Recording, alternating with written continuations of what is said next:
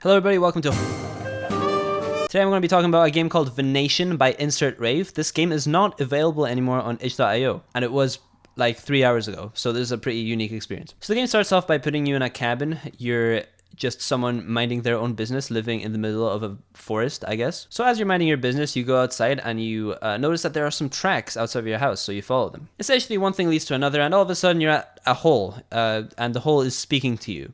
Essentially, the hole is like, yo, get me some meat. I need some meat in this bitch. And you're like, okay, fine, I'll get you some meat.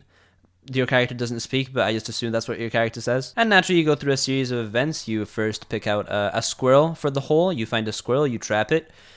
You pick it up, and then you give it to the hole. And the hole is like, yep, that's great, but I need some more meat. Get me a rabbit now. So you go and you fetch a rabbit. You catch it, same process. You need to get a carrot first from your fridge, though. Then you go to the hole, and the hole is like, yo, that was a good rabbit, but I want a deer. Get me a deer. If you were to just roam around and find some stuff naturally, like I did, you would have noticed that there was a deer carcass just in the middle of a campsite that upon the first walkthrough, you just ignored. But remembering that, you go back to the campsite to find the deer, and the deer is gone. Instead, you hear a wolf howling, and essentially what you got to do is go to a cave that was located behind your cabin. That you weren't made aware of at the beginning of the game. But that's chill, you know, just having a cabin next to a cave, that's not suspicious at all. So anyway, you go all the way back to the cabin and you head into the cave. And essentially some creepy like radio sounds start playing, which are pretty sweet. Damn, the sounds here are pretty tight. You then follow the noises and then you stumble upon the deer carcass that was stolen, so that's kind of chill. And then you take it, and then there's a sound of something growling at you, and...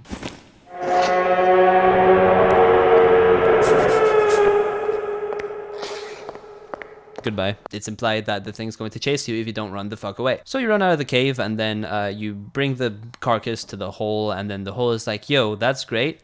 I got a deer and shit, but I want some more, dude. And the hole essentially gives you a key. I don't know, maybe there's a hole at the end of the cave. Come closer. This changed. And then you go to this cabin, which if you explored randomly, like myself, you would have realized it was locked the entire game. But now you can open it.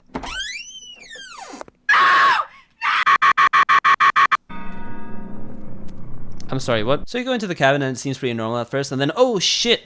Yeah, there's a dead body there, and a note next to it saying something cryptic about someone locking this girl inside this room, and then manipulating her boyfriend, and then she was just left there to starve or something, but then like her face is all ripped out and shit.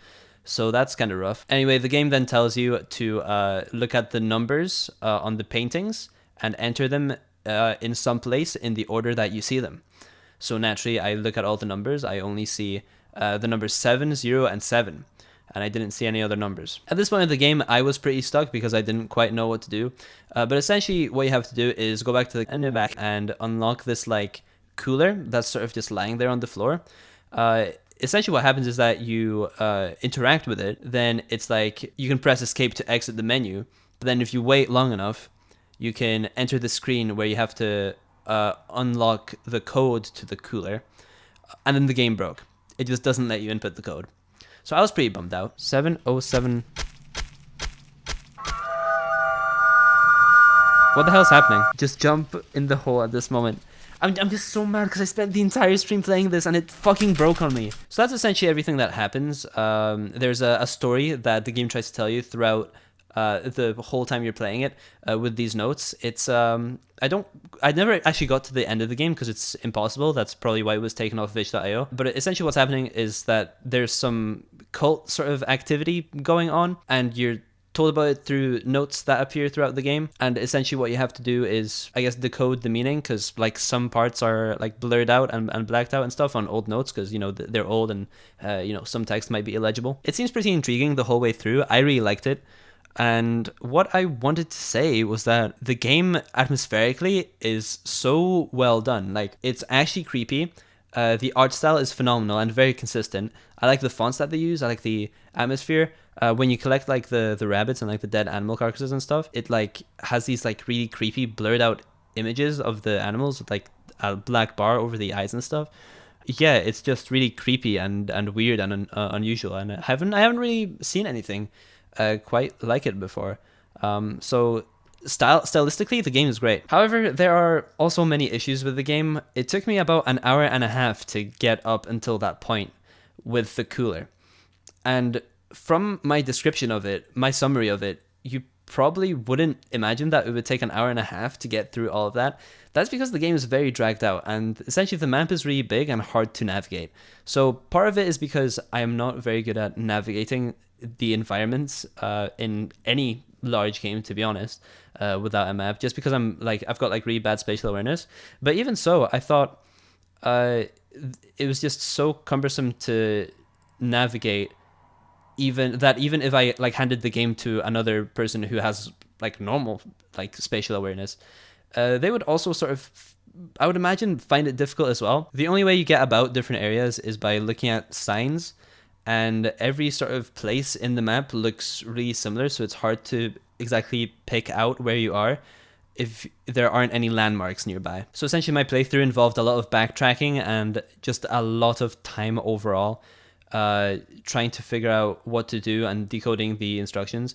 The game does give you objectives, which you can view through this really unique menu when you hold space, where the objective is on the left, your inventory is in the middle, and the hunger meter is on the right, which actually you find out later represents the hunger of the whole instead of your own hunger, I think, which is kind of cool, because if you didn't pick it up from my summary, the game essentially centers around you interacting with the creature inside of this hole, or just the hole as a whole. I don't know what the hole actually is, because I didn't finish the game.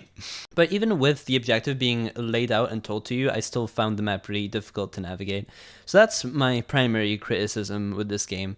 I just wish there was a system that would make it easier to navigate somehow. I'm not sure how the developer would go around doing that in a way that seems natural to the aesthetics of the game, but I think it would still be necessary, because it just makes the game kind of long and tedious to get through. But even with all the game's issues, it still left me intrigued and wanting to find out exactly how it ends and what happens, despite it breaking. Just a normal error on the developer's part. It happens to every developer at some point. There's always some bug that you need to fix. So for that reason, I'm going to give the game a 3, because I think it is unique and very good overall. And to the developer Insert Rave, if you're watching this, I hope you manage to fix the game and it comes out in a playable state. And when it does, I can't wait to play it. So thank you so much, and goodbye.